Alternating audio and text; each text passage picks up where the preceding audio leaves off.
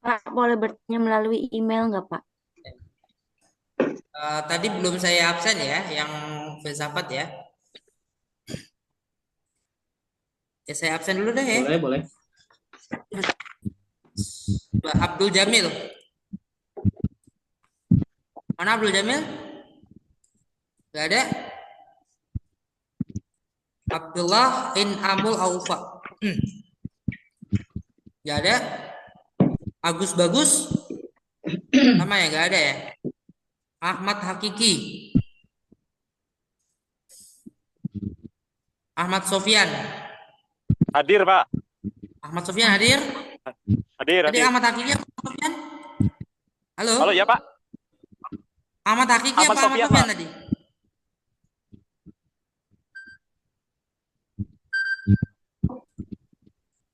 Ainur Rafiq.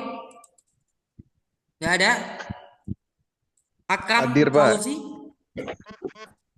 Ya, hadir, Pak. Namanya mulai apa namanya? Hadir Bapak. Hadir, Pak. Ini bener kan? Hadir Ali Jazia, Pak. Oke, ya, kalau nggak salah. Enggak. Misalkan mana orangnya? Ada? Nggak ada? Asep Hidayat. Halo? Ada Asep Hidayat? Hadir Pak. Ayuni. Ada? Hadir Pak. Bambang. Ya? Ayuni ada? Ada, Pak. Ya. Ada. Ayu nih ada.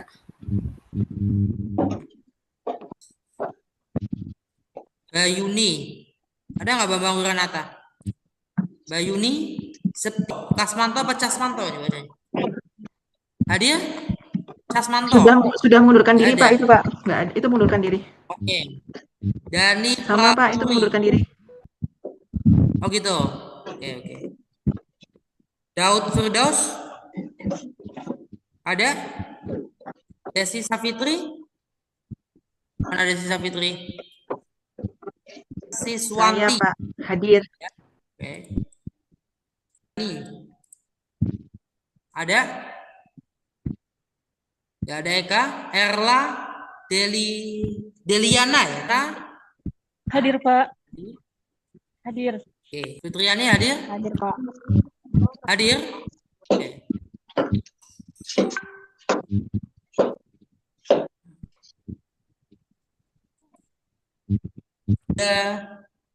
Rida Barkah. Ada? Gak ada. Habi Yahya? Ada, Pak. Hafizul Hadir, Umam? Pak. Oke. Halim Abdullah. Halo? Hamidun? Gak ada? Himatul Mengundurkan, Ulia? Kenapa? mengundurkan diri. Mengundurkan diri. Ida Khalida. Ida Khalida ada ya? Tidak, Khalidah ada, Ada. Pak. Ada. Ada, Pak. Hadir. Ya? Ada, Pak. Ada. Rita. Hadir. Hadir, Bapak. Hadir. Hadir. Hadir, Bapak. Afif Amrullah mana ya? Oh nggak kelihatan tadi. Irene. Ada Bapak. Irene ada? Hadir, Pak. Irma Kholilah. Mana Irma? Halo? Ada Irma? Gak ada? Ada, Pak. Isnapin. Hadir, Pak. Jazilah. Jemput. Jemirin itu gak ada ya? Ada Bapak Hatan. Gak ada ya? Hadir, Pak. Lailatus Saadah. Hadir, Pak. Dan karena lambat, sangat lambat. Lilis Maesaro. Gak ada? Linda Sari. Hadir, Pak. Lisa Hadir, Pep. Pak. Hadir. Hadir. Ada Faiz Ulu Rosyad? Hadir? Sa. Hadir, Pak. Mahesa hadir, Pak. Asta Alhamdulillah hadir, Pak. Bagus. Ya. Mahesta Bagus Nur Rahman mana? Oh. Gak ada. Mahesta Bagus. Izin Gak Pak, ada. Mahesa Dev belum ya Pak ya? Masna. Ya? Hadir, Pak. Ya, yang setelahnya itu kan Mahesta Bagus mana? Gak ada. Masna Hadir, Pak. Hadir. Rahman. Hadir, Pak. Rahman ya. Siapa tadi? Udah Mahesa tadi udah. Setelah Mahesa kan Mahesta. Ayuni tadi hadir ya. Oke. Lalu Saada, Lilis. Maaf Pak, tadi Mahesa Dev atau Mahesa Bagus Oke. ya Pak? Izin. Lambat. Ini juga. Izin hadir, Terus Rahman.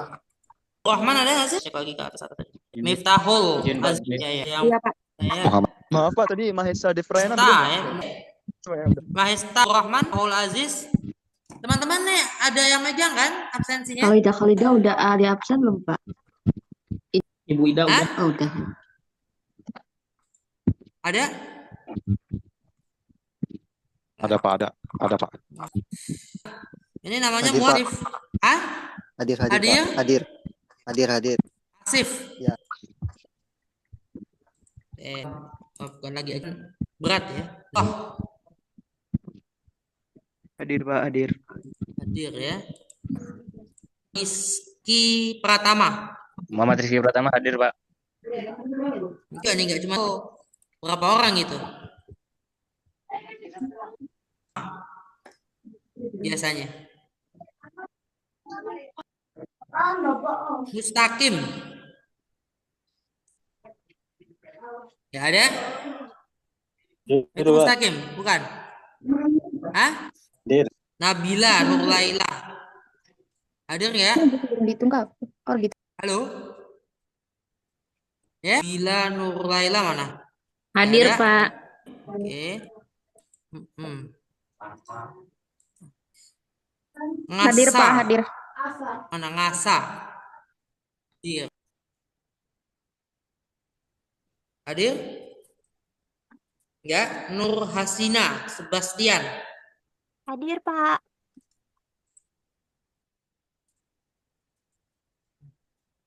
Hadir, Pak. Hadir, Pak. Enggak ada? Oh, Adi Hadir, Pak. hadir ya. Sul Rizal. Rizal? Enggak ada ya? Enggak ada dua-duanya? Maria hadir, Pak. Maria hadir. Oke. Hadir, Pak. Hadir. So Izin, Bapak. Mana? Tadi katanya, Hadir? tadi sempat masuk kelas, Bapak. Cuman sebentar. Oke. Mengundurkan diri, Pak. Mengundurkan diri, Pak. Syekhul Hadi. Syekhul Hadi mana? Ada? Enggak ada? Nggak ada, Pak. Nggak pernah. Syifa Inayatul. Hadir, Bapak. Hah? Toyana? Hah? Ada Toyana? Ubaidillah?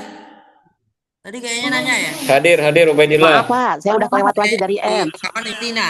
Hadir, Pak. Ini dari Umi, Upri, Yusuf, Zulfikar ada semua nggak ini? Hadir, ini hadir. Yang bawa Umi no ada ya? Maaf, Pak. Nia, kelewat ya, Pak Nia. Zulfikar. Upri Suprianto. Assalamualaikum. Hah? Zulfikar hadir, Pak. Zulfikar hadir. Nggak kedengeran. Zulfikar. Zulfikar hadir. Yusuf Prayitno hadir. Hadir ya Yusuf Prayitno? Oke, ini udah fix ya saya anggap. Oke, kita masuk studi Pancasila dan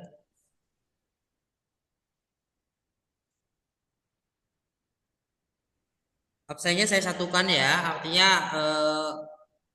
nanti kalau ada yang mau masuk lagi boleh ya, tapi kalau masuknya terlambat hanya mengikuti yang Pancasila tentu akan dipertimbangkan apakah dianggap masuk atau enggak.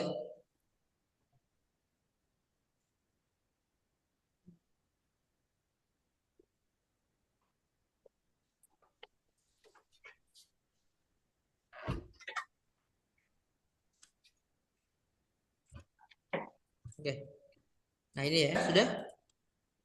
Kelihatan, Sudah Pak. kelihatan? Kelihatan. Ya, kelihatan ya. Oke.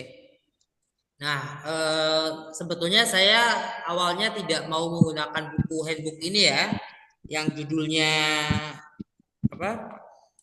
Ya. Tapi karena ini ternyata kewajiban harus digunakan, sekalipun kita metodenya. Ya paling-paling kan metode yang jadi pendidikan Pancasila di sini. Tujuan, kemudian memang sama saya hanya tidak setuju dengan metodenya kalau dari buku handbook ini ya, yang dari Kementerian Pendidikan Tinggi ini, dari Kemendikti Ristek. Dan kontennya ya, metodenya yang saya kurang. Kalau kita baca tesis saya pada bab 2 saya membahas sejarah ya, sejarah Pancasila itu bab 2, kemudian setelah bahasan perumusan ya, perumusan dasar. Ya,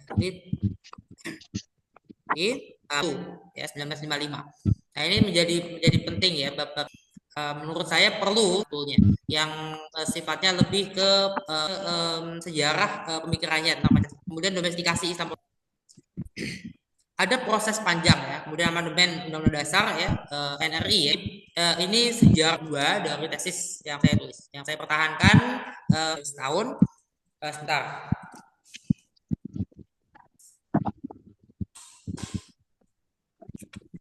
Kemudian awal tokoh bangsa pada masa yang cukup sentral di sini ya, sebagaimana disampaikan oleh Bung Hatta. Bung Hatta juga menyampaikan apa sih sebetulnya kelemahan dari uraian Pancasila 1977 ya, yang ditulis berdasarkan FGD ya, di dalam di antara panitia 5. Di panitia 5 yang dipimpin oleh Bung Hatta, ada anggotanya sebagian yang masih hidup ya, sisa yang masih hidup dari Perumus Piagam Jakarta. Pada tahun 77 itu ada 3 kalau nggak salah ya yang masih hidup, kemudian akhirnya ditambah 2 orang guru besar yang mumpuni tentang guru besar hukum tata negara yang tahu bisa memoderasi antara tokoh-tokoh ini. Maka mereka berlima membuat satu buku handbook ya terkait tentang Pancasila. Ini disampaikan oleh Bung Hatta, apa sih fakta yang terjadi, antara lain di dalam buku di bawah bendera revolusi. Jilid pertama adalah tulisan-tulisannya Bung Karno sebelum kemerdekaan. Jilid kedua berisi tentang berisi pidato-pidato, bahkan bukan lagi fokus di tulisan, tapi pidato Bung Karno sepanjang sejak merdeka, sejak Indonesia merdeka. Jadi itu perbedaan jilid pertama dengan kedua. Ya, Bung Karno memang menulis tentang nasionalisme, Islamisme, dan Marxisme. Bung Karno memang mencoba untuk mensintesakan itu, karena memang ada ya, sintesanya itu ada. Itu sejarah yang tercatat ya. Apakah peran para tokoh lain besar? Cukup besar ya. Perannya Nasir itu besar, perannya Sumo, Buya Hamka juga ya, Supomo ya bagus, Tarjo Kertohadikusumo juga punya peran besar. Yang tidak bisa peran beliau-beliau itu, peran mereka itu ya merdeka dan proses perumusan dasar tokoh yang mengambil dari atau saf-saf ya, dari peradaban Nusantara. Nah, saf atau lapisan ya, tiers ya dari peradaban Nusantara itu saya berani katakan tidak kronologi atau kaku ya, tidak baku dalam kronologi. Ini tidak diurutkan berdasarkan kronologi. Hampir tidak kronologis, hampir tumpang tindih ya, antara lapisan-lapisan itu. Pertama kan pra-Hindu atau pra-Indianisasi. Pra-Hindu itu saat manusia Indonesia belajar nanam padi, baru belajar nanam padi, belajar bercocok tanam ya. Jadi ketika kerajaan Majapahit ya, itu masih banyak yang berburu, masih banyak yang mengumpulkan makanan dari pohon-pohon, ambil ada buah tuh, ambil, dikumpulkan buah-buahan, berburu mereka bersama-sama dan mengumpulkan makanan ya, makanan untuk nabatinya, protein nabati diambil dari buah-buahan di hutan. Pokoknya hanya mencari melalui metode ya mencari saja, dan termasuk berburu ya, hunter gatherer, belum masuk dalam cocok tanam. Nah, cocok tanam itulah awal mula manusia Indonesia mulai ada peradaban. Tapi ini pra-Arya atau pra-Indianisasi. Nah, ketika sudah ada Indianisasi itu apakah pada abad ke-6? Nggak begitu sebetulnya. Indianisasi baru disebut efektif ketika sudah ada kerajaan Hindu, sudah ada kerajaan Buddha, baru disebut ini efektif. Indianisasi sudah efektif. Tapi bukan berarti baru dimulai. Ya begitu ya. Jadi tahun 500 sekian itu awal-awal abad ke-6 itu bukan baru mulai, tapi mulai ada kerajaan-kerajaan Hindu dan Buddha. Bukan itu proses Indianisasi itu dimulai dari situ, nggak bisa 150-200 tahun sebelumnya. Ya, tapi kira-kira abad pertama Masehi, 2000 tahun yang lalu kita baru saja belajar cocok tanam. Nah, sekitar nggak nyampe 500 tahun kita mengenal agama yang berasal dari India. Ada agama Hindu, ada agama Buddha, ya. Kalau kita meyakini Siddhartha Gautama itu Nabi Zulkifli, maka berarti kan ajarannya Nabi Zulkifli itu sampai ke Nusantara itu sudah ada Nabi Isa, tapi baru sampai ajarannya Nabi Zulkifli. Nah, kira-kira seperti itu. Ya kira-kira ya, ini bisa salah ya, nanti coba kita discuss ya. Kemudian peradaban Islam. Kapan peradaban Islam? Islam datang ke Indonesia kapan? Ketika Sriwijaya Islam sudah ada di Indonesia dalam bentuk komunitas-komunitas Muslim. Baru kemudian ada kerajaan-kerajaan Islam. Itu buktinya besar ya, banyak ya. Ketika Majapahit menjadi imperium yang cukup besar, ada sebagian negara vasal Majapahit adalah negara Islam atau negara yang menerapkan syariat Islam dan tata negara Islam. Ya, dengan istilah-istilah yang Islam, ya, yang Islami, yang berasal dari bahasa Arab, dari bahasa Persia dan seterusnya. Setelah itu baru peradaban modern berawal dari Barat ya. Kemudian ada agama Kristen. Kira-kira seperti itu.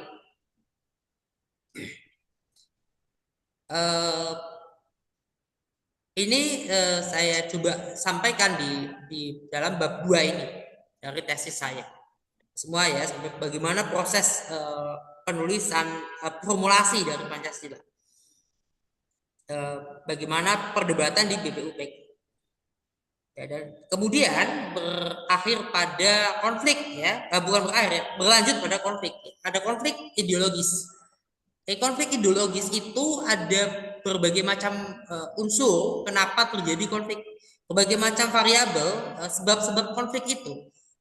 Ya, perlu kita perhatikan siapa sih yang membentuk BPUPK.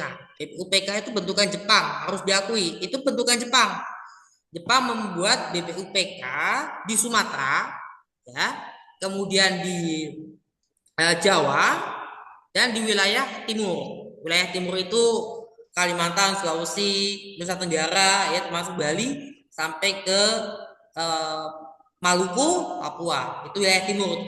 Wilayah timur BPUPK-nya bersidang di Makassar, tapi belum sampai terjadi pelantikan sudah diserbu ketika itu. Sehingga mereka mau nggak mau mereka nggak bisa sidang, tapi mereka bersembunyi dulu sebelum sampai dapat berkumpul di Makassar untuk sekedar langsung menuju Jawa lewat Surabaya. Mereka naik kapal ke Surabaya, dari Makassar ke Surabaya. Surabaya mereka jalan menggunakan kereta api atau menggunakan mobil kalau nggak salah, sampai akhirnya ke Batavia, ke Jakarta. Yang di Sumatera sudah dilantik, tapi juga sama tidak bisa menghasilkan sidang. Jadi sudah sidang pertama, hari pertama ternyata sekutu sudah mau masuk, mereka segera bersembunyi, mengungsi. Akhirnya mereka sampai ke Jawa, Jadi wakil-wakil Indonesia Timur, wakil-wakil Sumatera datang juga sampai ke Jawa. Nah, disitulah terjadi perdebatan, disitulah terjadi perundingan-perundingan. Bagaimana ini? Karena ada ketidaksepakatan antara BPUPK di timur, di Sumatera dengan di Jawa. Misalnya terkait adanya Piagam Jakarta. Tapi yang membentuk siapa sih BPUPK? Yang bentuk itu Jepang. Yang bentuk Jepang. Jadi sebenarnya kalau mau ya ikut sekalian dengan Jepang. Kita Jawa saja yang merdeka ketika itu. Bahkan Sumatera lepas, Kalimantan dan sebagainya itu lepas, hilang. Tapi kita mau membentuk PPKI. PPKI siapa yang bikin? Nah, PPKI ini walaupun Jepang yang merencanakan, tapi akhirnya PPKI dibuat oleh kita sendiri. Karena apa? Karena ketika persiapan kemerdekaan, ketika menjelang 17 Agustus, Jepangnya menyerah. Itu belum penyerahan yang resmi ya sebetulnya. Kalau nggak salah belum masuk penyerahan yang resmi. Karena 1 atau 2 September, ya setelah 6 tahun 1 hari Perang Dunia Kedua, seluruhnya pihak poros itu keseluruhan menyerahkan kepada pihak sekutu ya. Nah itu terjadi penyerahan, baru sekutu mencoba untuk mencaplok kembali wilayah yang tadinya merupakan jajahan Belanda, jajahan Amerika Serikat, jajahan Inggris, jajahan Perancis, itu ya dicoba untuk dikuasai kembali.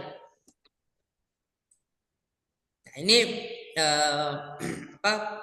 upaya itu gagal di Indonesia. Di Malaysia upaya itu berhasil. Di Indochina, Perancis, ya, Vietnam, Laos, Kamboja itu berhasil, ya, mencaplok kembali. Jadi tadinya mau merdeka mereka tetap nggak bisa akhirnya. Ketika British Raj ya juga begitu terhadap Myanmar. Jadi Myanmar itu belum merdeka. Akhirnya tahun 48 baru merdeka. Kira-kira seperti itu. Nah, Filipina ini ikut Amerika Serikat ketika itu. Nah, ketika awal mula kan sejarahnya berbeda ya, sehingga Filipina juga merdeka pada agak lebih belakangan, tapi tidak terlalu jauh dari Indonesia. Nah, Indonesia kan perang revolusi itu. Setelah pada masa revolusi itu, ya, kita kelihatannya masih mau bahu-bahu, mau saling tolong menolong, tapi sudah ada benih-benih perpecahan. Perpecahan ini kalau kita melihat dari ya apa yang dilakukan oleh para tokoh bangsa, apalagi kalau sudah menyinggung murid-muridnya Pak Cokro Aminoto ya, Kos Cokro Aminoto, ya murid-murid beliau itu berijtihad politik, berijtihad. Saya nggak ingin membayangkan bahwa seorang Kartosuwiryo atau seorang Semaun itu misalnya melakukan aksi-aksi yang kurang terpuji, semacam pemberontakan atau melawan Presiden Soekarno itu sebagai satu semata-mata untuk kekuasaan atau politik belaka gitu, politik duniawi. Enggak, saya kok membayangkan mereka itu ijtihad politiknya masing-masing. Sekalipun Semaun yang itu komunis PKI, itu ijtihad politiknya masing-masing. Kenapa? Awal mula itu PKI sudah sangat dekat dengan umat Islam. Ya, karena Komintern, kemudian Lenin itu pengaruh paling buruk ya, yang membuat sedemikian strict ya. Padahal kalau kita baca bukunya Marx itu tidak seperti yang kita pahami ya, yang digembar-gemborkan itu. Nah, kembali lagi kita membahas tadi konflik ideologis itu apa sih yang terjadi sepanjang konflik ideologis itu. Latar belakangnya adalah pembentukan BPUPK sebetulnya. Ketika pembentukan BPUPK tidak ada PKI ya. PKI itu semua orang-orangnya sedang di luar, sedang di Soviet, sedang di wilayah Eropa Timur, karena mereka tidak bisa keluar, tidak bisa kembali. Mereka baru kembali setelah kemerdekaan. Kemudian Jepang mendirikan, membentuk satu BPUPK, 3 BPUPK. Dari 3 BPUPK ada perbedaan-perbedaan. Akhirnya pada saat sidang PPKI 18 Agustus diputuskan apa, ya, itu selesai, final. Nah, namun kemudian ada ada kekecewaan, ada ketidakpuasan dari berbagai kalangan. Kenapa mereka kecewa, mereka tidak puas? Karena ya berbagai macam hal yang saya menangkapnya itulah ijtihad politiknya dari para tokoh bangsa. Itu semata-mata memang ijtihad politik masa itu, yang mereka lihat pada masa itu. Baru kemudian terjadi perkembangan pemikiran. Perkembangan pemikiran itu G30S, ya. Suara. Bu Lisa mohon di. Nah, ketika setelah G30S baru ada perkembangan pemikiran. Butuh effort yang cukup lama. Akhirnya Pancasila diterima oleh sebagian besar dan hampir keseluruhan ya dari organisasi massa, organisasi sipil Islam ya, organisasi masyarakat sipil ya, organisasi Muslim ya, organisasi kayak Muhammadiyah, NU, Persatuan Islam, kemudian ya organ-organ lain semua akhirnya mengakui. Nah, ketika membahas domestikasi Islam politik ini, saya mereview kembali bahwa sepanjang dekade 1950-an itu sampai masuk era Orde Baru ya cukup banyak pemberontakan dari Darul Islam ya, Tentara Islam Indonesia, Negara Islam Indonesia ya, Republik Maluku Selatan, PRRI, Permesta sampai G30S. Ini rangkaian pemberontakan banyak dibicarakan di ruang publik. Nah, kelompok-kelompok Islam ya, kelompok-kelompok umat Islam dalam pemberontakan DITII dan PRRI Permesta itu jelas ya. Kenapa mereka berperan di situ? Bahkan Masyumi, Majelis Syuro Muslimin Indonesia itu kok malah cenderung mendukung pemberontak. Sebetulnya berbeda ya. Ini tidak sama dengan Republik Maluku Selatan, dengan Gerakan Aceh Merdeka, dengan organisasi Papua Merdeka. Kalau Darul Islam, Tentara Islam Indonesia atau kemudian Negara Islam Indonesia, kemudian PRRI dan Permesta, ini pemberontakan yang sifatnya tidak ingin memisahkan wilayah tertentu dari Indonesia, tapi mereka ingin Soekarno dijatuhkan, ya. Karena apa? Mereka beristihad, ya. Mereka beristihad ketika itu Soekarno dianggap bersalah. Tapi apakah Soekarno dianggap bersalah itu kemudian bisa diperlakukan seperti itu? Hanya pada saat itu kita diadu domba. Dengan adanya PRRI, nyaris integrasi nasional kita hilang, nyaris kita terbelah. Nyaris Sumatera jadi negara sendiri, Sulawesi jadi negara sendiri, Kalimantan jadi negara sendiri, dan seterusnya. Dan itu hampir terjadi. Baru G30S. Nah, G30S itu unsur internal TNI itu ya, unsur konflik internal TNI jelas besar. Ternyata G30S itu hanya di level nasional saja. Ini berbeda dengan hari ini. Hari ini kita dalam politik nasional hari ini yang gontok-gontokan itu yang di bawah. Nah, pada saat itu ketika sekitar 1965-66 sebetulnya yang gontok-gontokan itu di atas. Yang di bawah itu tenang-tenang aja atau cenderung baik-baik saja. Karena apa? Ya susah sama susah. Yang gotong-gotongan itu level atas sampai menengah. Tapi sudah di bawah yang rakyat jelata itu biasa aja sebetulnya. Kebalikan dari saat ini. Karena pada masa itu kan yang ngantri beras aja, gak peduli dengan agamanya apa, gak peduli dengan ideologi politiknya, dia milih partai apa, enggak ke situ. Tapi ketika yang kelompok yang punya kepentingan, apalagi punya senjata, mereka sudah luar biasa gontok-gontokan itu. Nah, itu menimbulkan sakit hatinya atau kelelahannya TNI. ya, TNI itu sudah sangat lelah ketika Soeharto naik, yang mana sebetulnya Bung Karno ingin menyiapkan Ahmad Yani, gagal. Kemudian ya karena peristiwa itu ya G30S PKI itu sangat kacau, ya sangat kacau. Itu gerakan tidak jelas siapa yang sebetulnya menjadi dalang. PKI tidak sebagai organisasi ketika itu bergerak itu, karena antara Aidit dengan Untung itu sudah berbeda. Gak ada, Aidit tuh nggak minta Ahmad Yani dibunuh, tapi tiba-tiba loh Ahmad Yani sudah meninggal gimana? Nah itu kan menjadi masalah. Nah seterusnya banyak ya, pada akhirnya Orde Baru berupaya untuk menciptakan stabilisasi politik, stabilitas ekonomi, stabilitas sosial. Itu yang diinginkan oleh Orde Baru.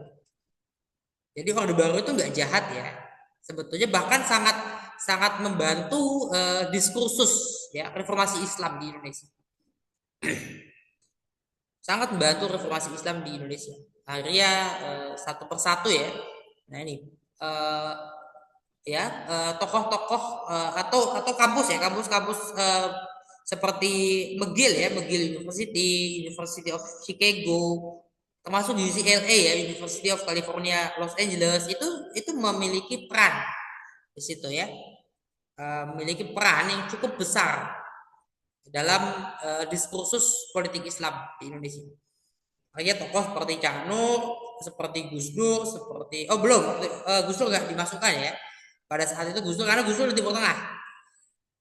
Tapi ada Cak Nur ya, ada Harun Nasution dulu, malah lebih awal tuh Harun Nasution, Mukti Ali, kemudian baru generasinya Cak Nur, generasinya Faisal Ismail dan sebagainya, sampai generasi yang sekarang. Sebagian mereka adalah tokoh bukan dari Barat tapi dari Timur Tengah yang akhirnya ikut dalam proses, dalam diskursus yang luar biasa ini, dalam diskursus Islam. Akhirnya umat Islam menerima Pancasila. Nah, penerimaan terhadap Pancasila itu awalnya nggak ada memang. Awalnya nggak ada, atau awalnya saking terjadi pertarungan ya, saking terjadi pertarungan pada masa itu, pada masa-masa sekitar pemilu 55 sampai G30S. Itu sangat mengancam keutuhan bangsa Indonesia. Nah, kalau teman-teman baca dari handbook ya, ini ada periode perumusan. Nah, perumusan ini cukup melelahkan sebetulnya proses ini ya. Kita bicara soal ketuhanan, soal di mana letak pasal tentang ketuhanan, sampai kemudian pengesahan. Ya, ada banyak peristiwa penting yang saya kira ini tidak perlu terlalu banyak dibaca, namun tentu teman-teman harus tahu ada sesuatu di balik ini. Ya, seperti kenapa Indonesia harus merdeka saat itu juga. Ya, itu diungkapkan oleh Bung Karno dalam pidato 1 Juni. Kenapa harus saat itu juga merdeka? Kenapa rumusannya seperti itu? Ya. Kemudian kenapa tidak menggunakan 7 kata? Itu banyak alasan ya sebetulnya. Ya, alasan itu tidak pernah selesai ya, masalah syariat Islam bagi setiap pemeluknya ini tidak akan pernah selesai. Yang dikhawatirkan adalah dualisme hukum ya. Nah, fakta kalau kita belajar sosiologi hukum, sosiologi syariah ya, itu ada yang disebut pluralisme hukum. Pluralisme hukum berbeda dengan dualisme hukum tadi. Yang dikhawatirkan adalah dualisme hukum, bukan pluralisme hukum. Pluralisme hukum faktanya memang ada.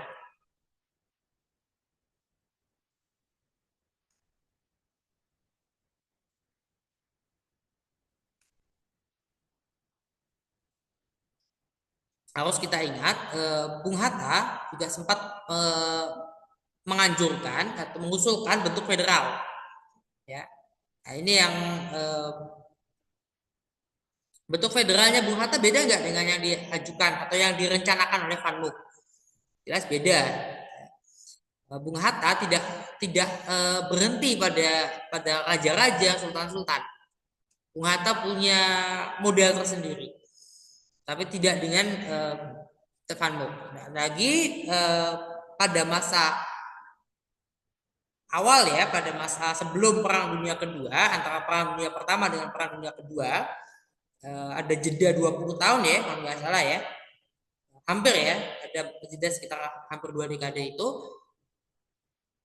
Pada masa itu ada keinginan dari Belanda memerdekakan wilayah Hindia Belanda satu persatu. Jadi nantinya dalam keinginan Belanda itu ya bekas Mataram Islam sendiri. Kesultanan Goa masih ada ya, Kesultanan Goa kalau nggak salah ya, sendiri bikinlah raja. Bali kerajaan sendiri, silakan ya, bikin bangun sendiri Bali. Nanti ada negara Bali, ada, kita akan terpecah. Sultan-sultan Sumatera Timur silahkan bikin, mungkin menjadi semacam satu federasi kesultanan di wilayah timur itu, antara ya dari Aceh sampai ke Riau ya.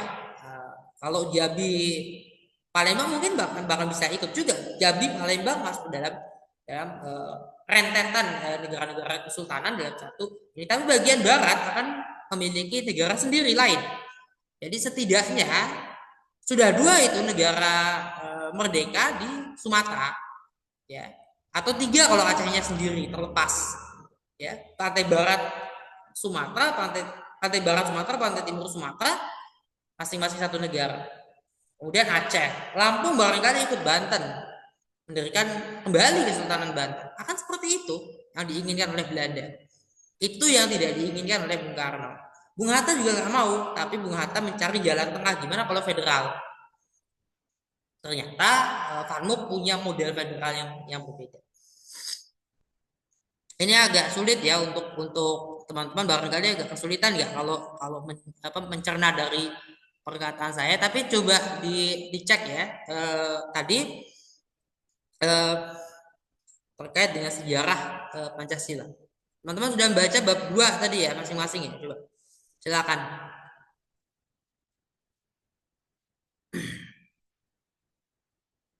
Ya ya, Ali Jaziah ya.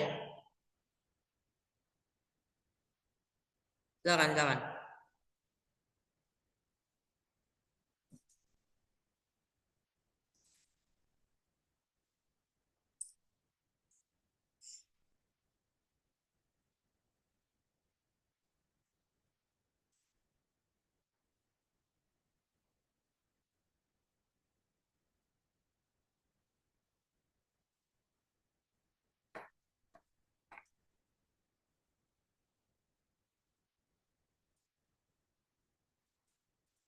Halo. Ya Pak, izin bertanya Pak. Ya. Ini saya tertarik dengan Orde Baru Pak. Waktu itu kan Orde Baru, isu yang beredar bahwa Orde Baru itu rezim yang sangat kejam ya Pak ya, dan harus mundur dari jabatan presiden tersebut, Pak Harto. Nah, apa yang mendasari hal tersebut sampai segitu gencarnya Pak Harto suruh turun, padahal waktu itu semua rakyat itu makmur, segala sesuatunya itu aksesnya mudah, pangan-pangan murah, terus dia tidak membebani rakyat gitu Pak. Ya. Mohon penjelasan. Oke, sudah ya. Cukup sudah saya tangkap ini ya. Ya. Menurut Reclefs ya, Orde Baru itu sebetulnya ini tentang politiknya ya, dalam arti sikap terhadap oposisi. Pemerintah Belanda itu bisa dibandingkan ya, pemerintah kolonial Belanda, Hindia Belanda pada ya pasca 1854 lah ya. 1854 Belanda membuat konstitusinya Hindia Belanda. Nah, sejak itu sampai Indonesia merdeka, Belanda itu sangat tidak suka dengan oposisi. Ya. Pokoknya ketika sekarang Raja Belanda ini, Perdana Menterinya ini, Menteri kolonialnya ini, Gubernur Jenderal, jangan ada oposisi. Gubernur Jenderal hanya ada satu yang boleh menegur Gubernur Jenderal, ya rajanya, ya ratunya Belanda di negeri Belanda sana di seberang. Ya, tidak satupun raja dan ratu Belanda selama penjajahan pernah datang. Ya setidak-tidaknya Ratu Victoria nggak pernah datang ke India, tapi itu pernah dia ungkapkan ternyata bahwa kok dia nggak pernah ya datang ke India. Itu pernah dia ungkapkan, tapi tidak dengan Ratu Wilhelmina, nggak pernah datang ke Hindia Belanda, itu nggak pernah dia ungkapkan itu keinginan untuk datang. Nggak ada keinginan sama sekali. Ya cuman itu aja, nggak melihat. Nah, ini terjadi. Hindia Belanda nggak suka dengan oposisinya. Begitu pula dengan Soeharto. Nah, ternyata sikap Soeharto terhadap oposisi lebih buruk dari apa yang dilakukan oleh Belanda. Contoh ya, ketika Belanda itu Hindia Belanda di penjara pun Bung Hatta di pembuangan, di penjara, Bung Hatta masih menulis. Bung Karno masih menulis. Dan itu diterbitkan tulisan-tulisannya. Apakah itu dilakukan oleh Soeharto, oleh Orde Baru? Nah, itu maksudnya Perikles lebih buruk, lebih jelek. Karena lebih kejam. Kok begitu sih, kita nggak boleh itu soal kebebasan berbicara, kebebasan intelektual ya, kebebasan akademik, kebebasan mimbar akademik. Ya. Itu yang jadi soal. Nah, apakah Soeharto itu kenapa harus diturunkan? Ada kelemahan-kelemahan Soeharto. Kira-kira berapa orang sih yang bisa, tanda kutip kalau bahasanya Gus Dur, yang bisa melototin Soeharto itu berapa orang? Yang bisa memelototi Soeharto itu berapa? Orang yang bisa kepada Soeharto sama Soeharto itu dongak ke atas gitu. Hanya Habibie yang bisa. Di luar itu nggak bisa. Jadi sebetulnya Soeharto atau pemerintahan Orde Baru itu memang sangat bergantung pada sosok seorang Habibie. Berbeda dengan orang-orang yang kritis lainnya, baik oposisi maupun yang masih mendukung Soeharto secara kritis, beda. Habibie kritis dan masih didengar sampai akhir. Sayangnya Soeharto nggak menyadari, itu yang jadi soal. Kalaulah Soeharto itu sadar dari awal, dia sudah menyiapkan Habibie, tahun 97 itu langsung aja Habibie jadi presiden. Ya, orang yang ngerti ya mestinya tahu. Karena Soeharto sangat ragu, nggak mau. Potensi Habibie untuk menggantikan Soeharto itu, kalau orang para ahli ilmu politik, ahli administrasi publik itu kelihatan dari awal. Pertama, ICMI. Ketika ICMI akan didirikan, sebagian para sarjana, para cendekiawan Muslim itu di bawah Imaduddin Abdul Rahim, datanya ke siapa? Ke Habibie. Datanya itu ke Habibie. Sebetulnya Habibie itu sudah sangat bagus ketika memimpin ICMI. Dan itu potensial. Kalau Soeharto itu mau soft, dia akan kasih ke Habibie. Kan ini enggak.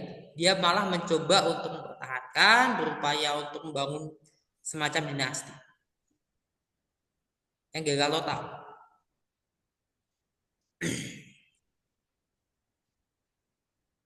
Jadi jeleknya Soeharto hanya itu. Soal kebebasan bicara ya, dan soal apa namanya, soal dia nggak menyiapkan, ya. Dia nggak menyiapkan sosok pengganti yang potensial, yang sebetulnya potensial. Sejak awal sudah ketahuan, sudah kelihatan. Sejak 90 aja, 1990 itu sudah kelihatan. Ya, ada lagi? Saya Pak, boleh masuk Pak? Ya, ya. Halo, masuk nggak Pak suaranya Pak? Masuk ya, oke. Ya. Ya, jadi kan dalam upaya kemerdekaan Indonesia kan sangat panjang Pak ya. Saya juga pernah Pak. Kedengaran nggak Pak suaranya Pak? Ya, kedengaran. Dalam upaya kemerdekaannya sangat panjang Pak. Nah, saya pernah baca juga ada namanya itu, kita bagi aja dua lah, kaum muda intelektual dengan kaum tua yang mengedepankan diplomasi Pak ya, dalam pendekatan kemerdekaan itu sendiri. Nah, pertanyaan saya adalah, ada nggak kolaborasi di antara keduanya Pak dalam upaya kemerdekaan? Terima kasih. Ya, sebetulnya gini ya, ketika proses gini, Indonesia ini yang mau Indonesia merdeka bukan para bangsawan yang levelnya itu di atas, tapi bangsawan-bangsawan menengah ke bawah. Para sultan, para putra mahkota, para raja yang ada di Nusantara tidak mau Indonesia merdeka. Termasuk raja-raja kecil-kecil, ya, raja-raja Lilliput yang ada di pantai barat Sumatera itu nggak mau Indonesia merdeka. Setidaknya sebagian, ya mungkin 50% lebih sedikit dari mereka itu sudah masuk mayoritas sederhana ya, 50% lebih satu kan sudah cukup ya, sudah quorum. Kalau sidang musyawarah organisasi, sidang tingkat kelurahan, desa itu sudah quorum itu 50% lebih satu. Nah itu raja-raja Lilliput di pantai barat Sumatera itu lebih banyak yang tidak mau Indonesia merdeka daripada yang mau. Itu ya, satu. Ada dua golongan tadi. Ada golongan kedua yang menginginkan Indonesia merdeka, para bangsawan level yang menengah ke bawah, kemudian saudagar-saudagar yang terutama saudagar pribumi ya, yang apa namanya, yang pro dengan rakyat ya. Saudagar pribumi itu kan mereka pro rakyat ya, kemudian mereka itu sangat-sangat menginginkan Indonesia merdeka. Nah, di era menjelang kemerdekaan tahun 40 ya, pada saat Jepang ya, itu terbagi lagi. Nah, ini bukan sebenarnya disebut kaum tua, kaum muda, tapi ini mereka masih kira-kira sepantaran ya. Syahrir itu beda berapa tahun dengan Bung Hatta. Syahrir itu sama Bung Hatta ibaratnya kakak adik lah. Gak jauh amat itu jaraknya. Tapi Syahrir itu disebut kaum muda. Bung Karno itu yang dimaksud kaum tua itu. Bung Karno dan kawan-kawan yang berkolaborasi dengan Jepang, ya berkolaborasi dengan Jepang. Tapi Syahrir dan kawan-kawan tidak memilih tidak kolaborasi dengan Jepang. Nah, ketika Jepang itu kalah, ternyata jelas kalah, sudah terbukti, sudah masuk berita-berita internasional. Ya, mereka ingin merdeka saat itu. Hampir Indonesia diproklamirkan kemerdekaannya pada 16 Agustus. Bung Karno tidak mau itu dilakukan di 16 Agustus itu, ya. Tidak mau itu dilakukan di sana di Rengas Dengklok karena itu bukan wilayah yang, bukan tempat yang lokasi yang cukup representatif. Ya, Bung Karno tuh bisa dikatakan nggak benar-benar diculik ya. Perkataan diculik itu nggak tepat. Memang mereka ingin mengamankan Bung Karno. Ketika itu, karena Bung Karno, Bung Hatta dan kawan-kawan yang tadinya kolaborator Jepang, berkolaborasi dengan Jepang, sudah ingin Indonesia merdeka lebih cepat. Karena kalau Jepang menang, Indonesia merdekanya bulan September. Ya, pertama itu bulan September, berarti kan cuma beda sekitar 1 bulan. Ya. 45 itu. Kalau Jepang menang, oke. Dan kemudian kalau Jepang menang, ya, kemungkinan ya Imperium Asia Timur Raya itu tetap ada. Indonesia, Malaysia, ya negara-negara ini ya. Mungkin Indonesia ya sampai Malaysia sampai Brunei, kemudian Filipina mungkin yang beda sendiri, kemudian wilayah daratan Asia Tenggara itu mungkin dibagi lagi mungkin dibagi 2 atau 3 menjadi negara bawahan, vassal state atau menjadi persemakmuran dari Imperium Jepang. Mungkin akan seperti itu, tapi merdeka.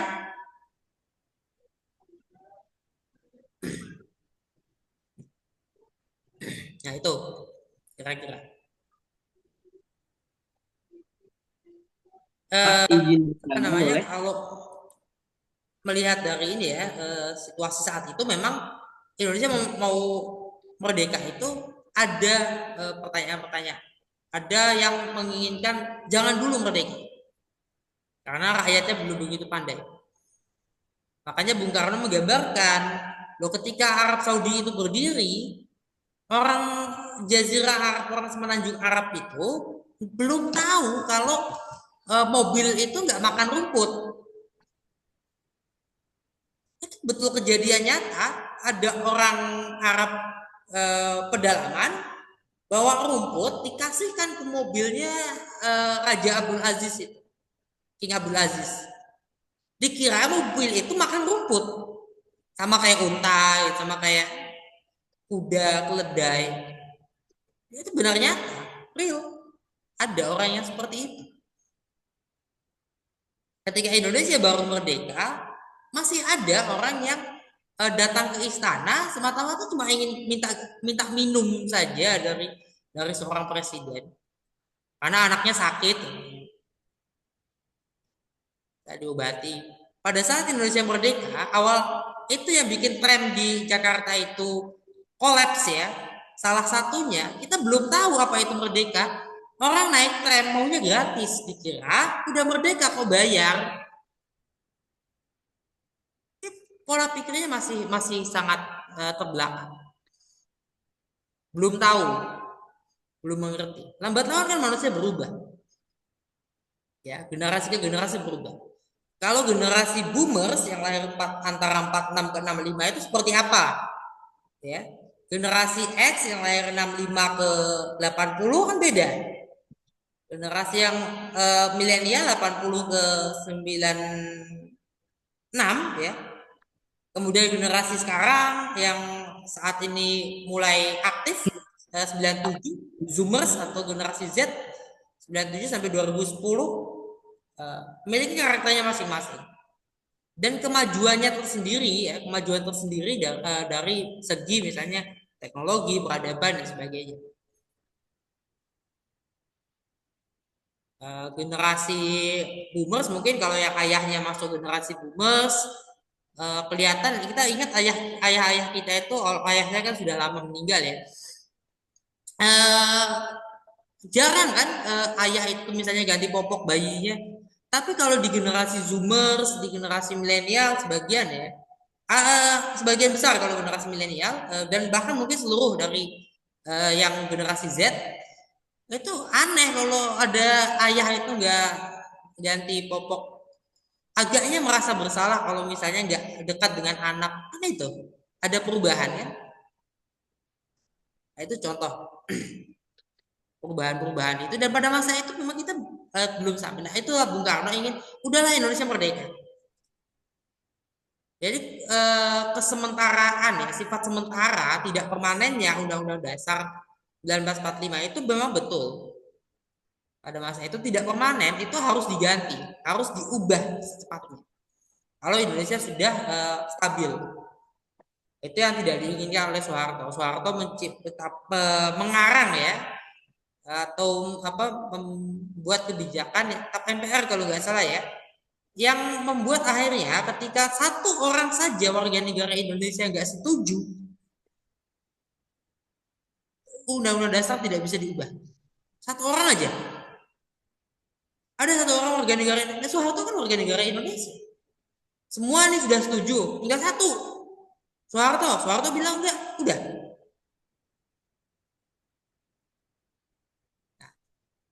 Satu ya.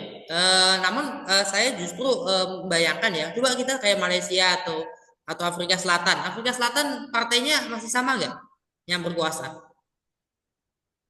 Dari Nelson Mandela sampai sekarang siapa presidennya? Sudah berapa tahun sih? Lebih 30 tahun. Ya, sudah sekitar Nggak lebih tahu, Pak. ya. African National Congress, Partai Kongres Afrika itu masih berkuasa sampai hari ini.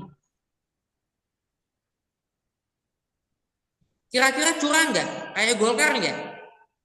Dugaan saya pastilah ada curang. Curang ya, kita bicara curang, kita bicara real lah politik. Nggak mungkin nggak ada yang curang. Nggak mungkin nggak licik sama sekali total bersih ya, nggak mungkin. Karena kekuasaan itu cenderung korup. Kekuasaan yang mutlak, yang absolut pasti korup. Kenapa? Karena makhluk ya. Ini makhluk yang dibicarakan. Manusia yang dibicarakan. Kekuasaan di tangan manusia itu cenderungannya korup. Kalau absolut ya korup. Absolut korupnya sudah pasti. Nah itu. Tadi ya. Di jadwal sampai kapan? Sampai jam berapa sih? 4 menit lagi ya, 4 menit. Oke, kita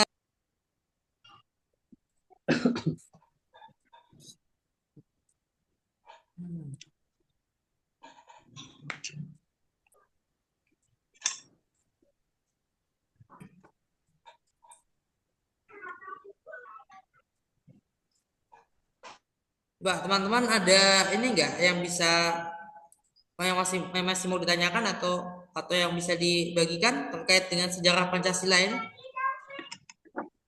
Masih ada yang mau ditanyakan atau mau Ada sih ya? Temuan berikutnya Pancasila kalau yang saya tambah dulu Kak file. Sudah boleh bertanya belum, Pak? Bentar. Saya Oke. Kalau sih kan saya ngasih ke Pak Kana untuk mata kuliah Pancasila ini saya taruh di sini nih. Saya taruh di kolom chat ya. Untuk Pancasila ya. RPS dari Bapak sudah dikirim semua, Pak. Filsafat umum dan studi Pancasila kewarganegaraan. Ini ya, minggu depan itu tanggal 16 ya. 11 itu hari Rabu ya. Rabu 11. Tuh.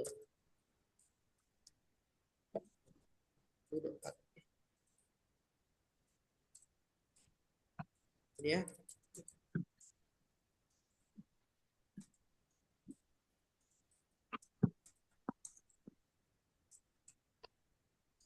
Namanya ini ya. Filsafat.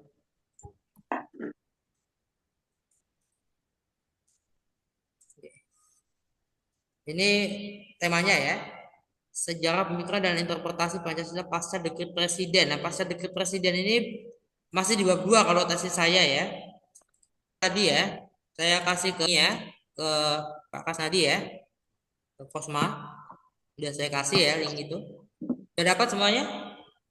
Yang link ke itu untuk ya boleh dibeli kalau bisa cari di perpustakaan ya syukur. Teman-teman yang dekat ya masih di Cirebon masih ya penulisnya silakan. Yang Yudi Latif ya, Pak? Kenapa? Yudi Latif. Ya, Yudi Latif. Iya, Pak, sudah, Pak.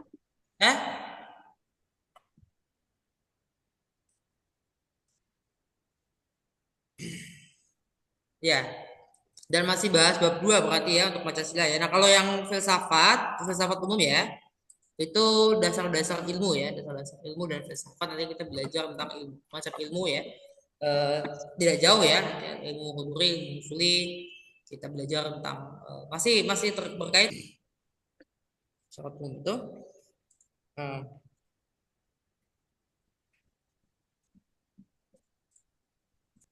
Untuk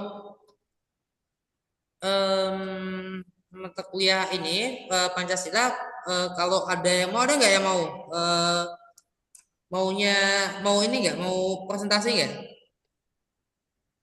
Kalau kalau enggak, kan saya ada tugas ini ya. Teman-teman bisa mencari, ini tugasnya berkaitan dengan konsep ya. Kalau filsafat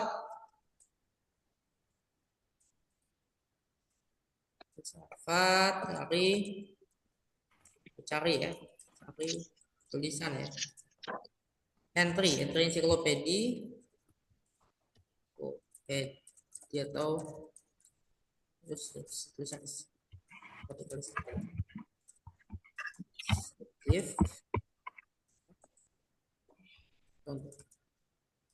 epistemologi.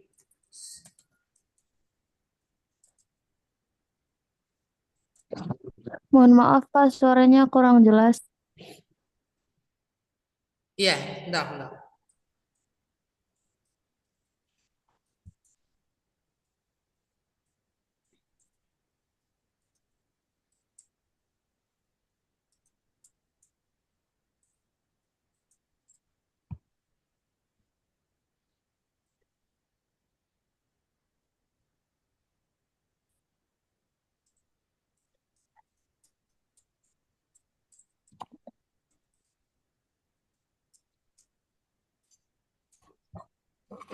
Ini filsafat lah untuk Pancasila ya. Masih sama ya, cari entry ya. Entry ensiklopedia, entry artikel ya.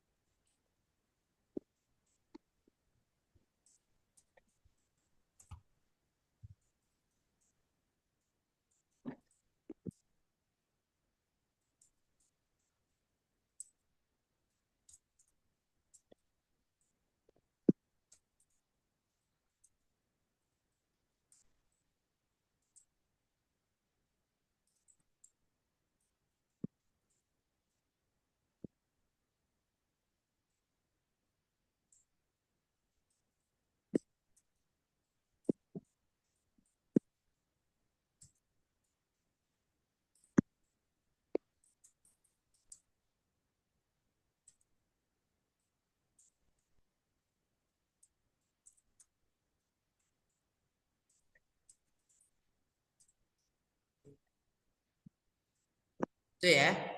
Saya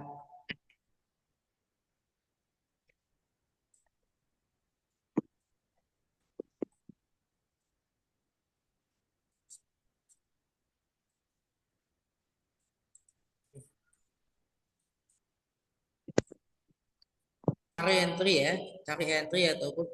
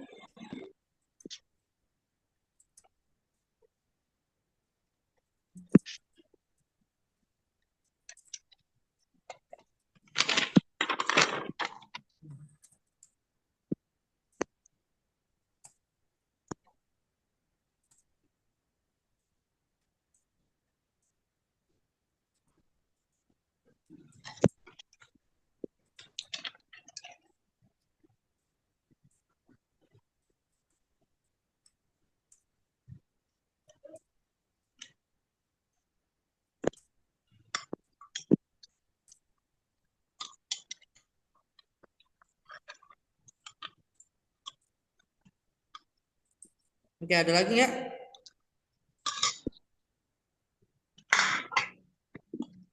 Ada Pak, satu lagi Ya. Pak, tentang silakan. tentang perumusan BPU PKI. Saya mencoba mencari di tesis Bapak itu sebenarnya waktu BPU PKI dibentuk 29 April 45 itu betul ya Pak ya.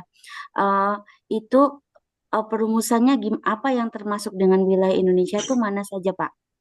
Apakah sudah ditentukan saat itu? Lalu saat naskah perjanjian pembuatannya itu pada jilid pertama Muhammad Yamin itu menguraikan tentang dasar negara Pak. Waktu itu apakah dasar negaranya masih seperti yang diuraikan sebelumnya berupa Islam atau sudah Pancasila Pak? Lalu yang ketiga, apakah memang betul di sidang BPU PKI itu memang perwakilan dari kalangan agama Islam itu sangat sedikit sehingga kalah Ya. suara gitu Pak. Gitu aja Pak. Oke, ini banyak banget pertanyaannya. Oke, saya coba tangkap yang setangkap saya ya. Nanti coba didirikan kembali kalau ada yang kurang. Gini, Jepang itu melihat sebetulnya Jepang itu punya kepercayaan yang cukup tinggi ya. Jepang itu sangat percaya, sangat mengapresiasi sistem pendidikan Barat yang modern. Sementara sistem pendidikan tradisional Islam ya yang menghasilkan para kiai, para tokoh ulama ya dengan sanad keilmuan itu pendidikan itu tradisional tidak diakui oleh Hindia Belanda. Ya, sejarahnya begitu. Ada dualisme bahkan mungkin lebih ya sistem pendidikan pada saat itu di Hindia Belanda. Kira-kira tidak jauh dengan apa yang terjadi di Malaysia juga begitu. Jepang lebih mempercayai mereka hasil didikan Barat atau didikan ala Barat. Ya, Bung Karno kan dididik di ITB, Bung Hatta dididik di Erasmus. Nah, apakah Bung Hatta itu mewakili umat Islam atau tidak? Apakah Bung Hatta itu mewakili pemikiran Islam atau tidak? Kalau kita membaca Bung Hatta secara lebih komprehensif, lebih mendalam, Bung Hatta banyak dipengaruhi oleh pemikiran Islam. Ya. Kemudian kalau kita membaca juga Bung Karno, ternyata ada pengaruh Islam. Ya. Walaupun Bung Karno itu pada saat itu Bung Karno mendorong atau mendukung pemikirannya Ataturk yang sekuler. Pada masa itu memang umat Islam bahkan masih belum menerima adanya konsep negara bangsa. Ya, belum menerima adanya konsep negara bangsa. Negara bangsa pertama di dunia, negara bangsa pertama ya yang berdaulat dan masih ada sampai hari ini adalah Amerika Serikat.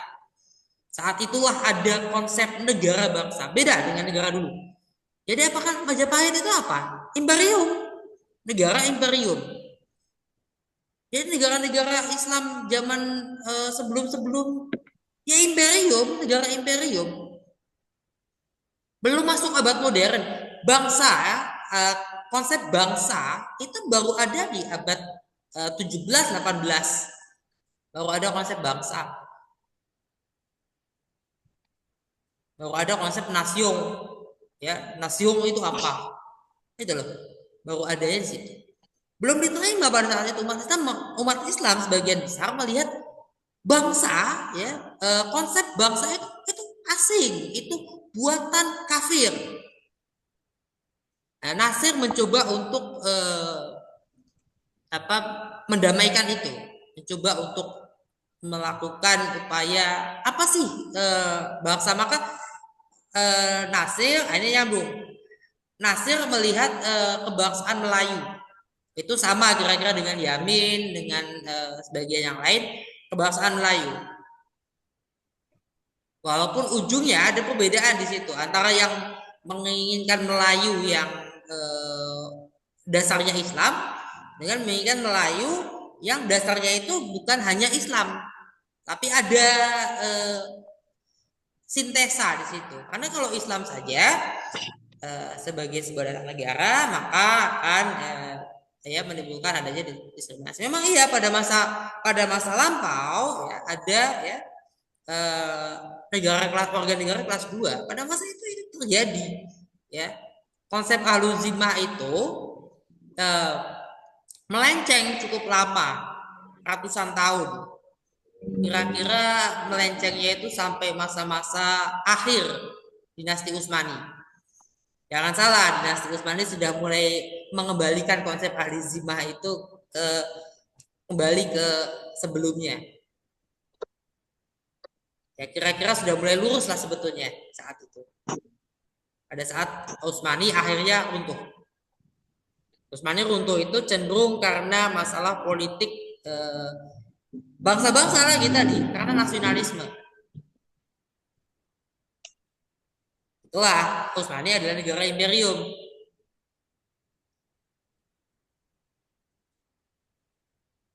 Nah, Majapahit negara imperium. Indonesia yang ingin didirikan adalah negara bangsa. Kalau melihat nasionalismenya Melayu, Islam, maka berarti seluruh wilayah Melayu atau wilayah Asia Tenggara yang mayoritasnya Muslim, itulah Indonesia. Kalau Melayu Islam, kalau Melayu saja Melayu, maka berarti seluruh kepulauan Asia Tenggara adalah satu kesatuan. Berarti Borneo itu seluruhnya tuh Kalimantan, seluruh Kalimantan. Semenanjung Malaka, seluruh Semenanjung Malaka. Filipina sampai dari Pulau Luzon sampai Pulau Mindanao dan pulau-pulau di sekitarnya itulah Melayu, itulah Indonesianya. Batasnya sampai mana kalau gitu? Mungkin sampai Maluku. Mungkin Maluku nggak masuk. Mungkin Maluku diusir. Udah sana-sana Maluku nggak usah ikut. Karena bukan Melayu. Mungkin Nusa Tenggara Timur nggak ikut. Ada perbedaan-perbedaan itu. Kira-kira seperti itu. Wilayah Indonesia akhirnya yang disepakati adalah sebatas bekas jajahan Belanda. Nah, sebatas bekas jajahan Belanda oleh Belanda juga tidak diinginkan oleh Belanda itu.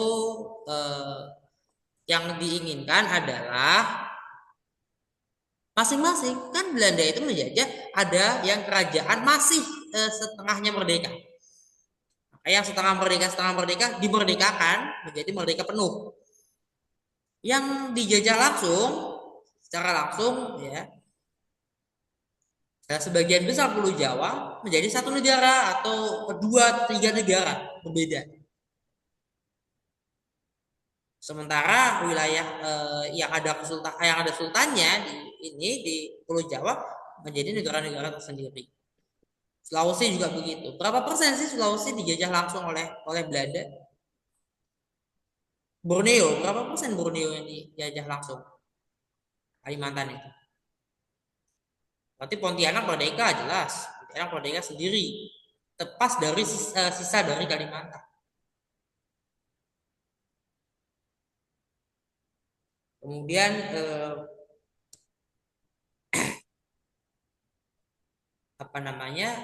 Sumatera juga akan terbagi, Maluku terbagi dan seterusnya.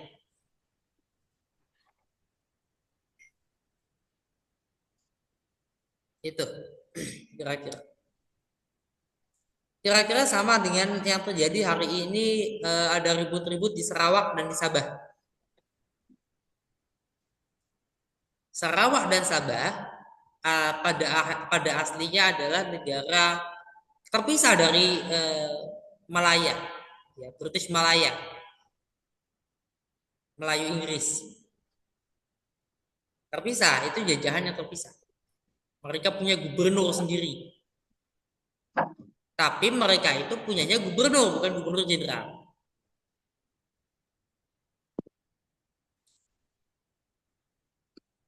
Di mana gubernurnya mereka itu turun-temurun. Sarawak itu punya dinasti orang Anglikan Inggris dan aslinya adalah bangsawan Inggris yang datang ke situ mendirikan kerajaan Sarawak.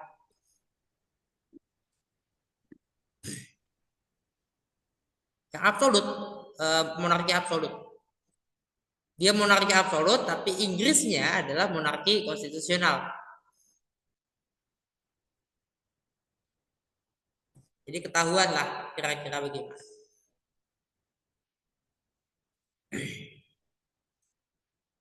Aslinya seluruh wilayah itu adalah milik Brunei, seluruh utara itu.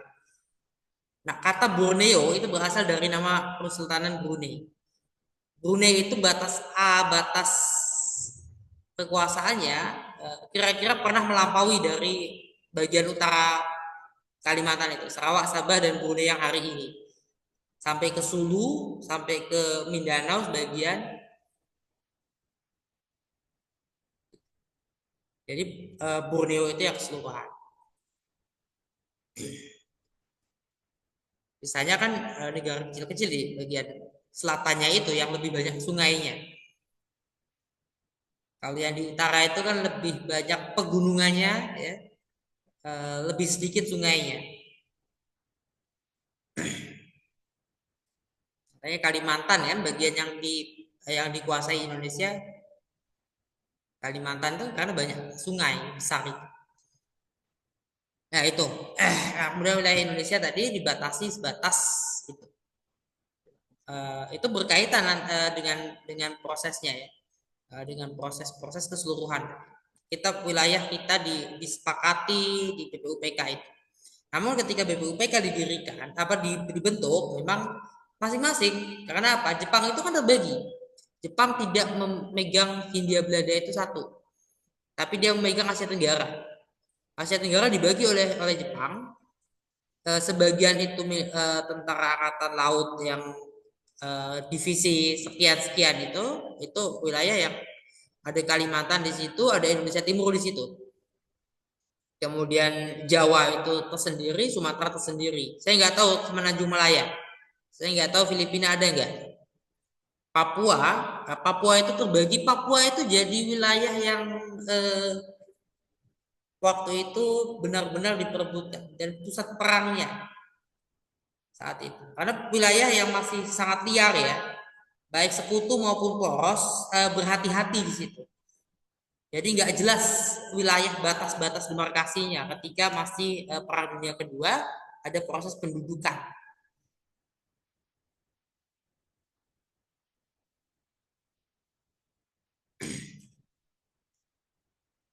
Gitu. Gimana? Ya, sudah rada terbayang, Pak. Terima kasih, Pak.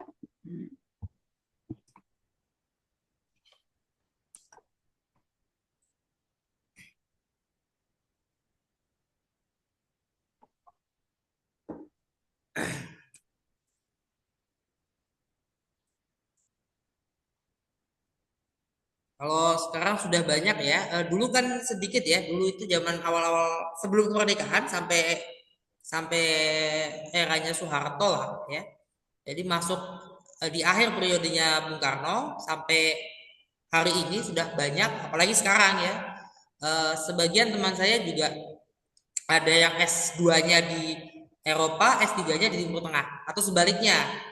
Atau S1-nya di Timur Tengah, S2, S3 di Barat misalnya. Ada yang S1-nya di Indonesia atau di wilayah Asia Tenggara, nanti S2 mereka ke Timur Tengah ya, ke Saudi mungkin, ke Mesir, ke Turki kan masuk Timur Tengah juga, ke Tunisia, ke Maroko, kemudian baru masuk S2-nya, S3-nya di Eropa. Ada yang S1 di Timur Tengah tapi S2-nya di Indonesia. Itu sudah ada ya. Sudah ada. Sangat banyak yang seperti itu. Dan mulai ada pertukaran ya. Sebagian dosen Al-Azhar itu alumni Eropa. Ada alumni Al-Azhar yang ngajar di Eropa, di perguruan tinggi di Eropa itu ada. Sudah ada. Jadi sudah mulai. ada pertukaran ya. Jadi kalau dibilang ada apa sentimen-sentimen ideologis, enggak pada masa itu, pada masa sekarang ya. Pada masa itu ya mungkin sentimen ideologis itu ada. Hari ini enggak ada itu. Gitu ya kira-kira. Ya, Pak. Ya. Cukup? Ya, cukup, Pak. Cukup ya. Sudah ya, ini sudah jam 10:05. Kita tutup dengan baca hamdalah ya. Tadi sudah saya sampaikan apa yang minggu depan dan apa yang bisa dikerjakan sampai 1 atau 2 pekan ke depan ya. Tutup dengan baca hamdalah. Sama-sama alhamdulillah. Wassalamualaikum warahmatullahi wabarakatuh.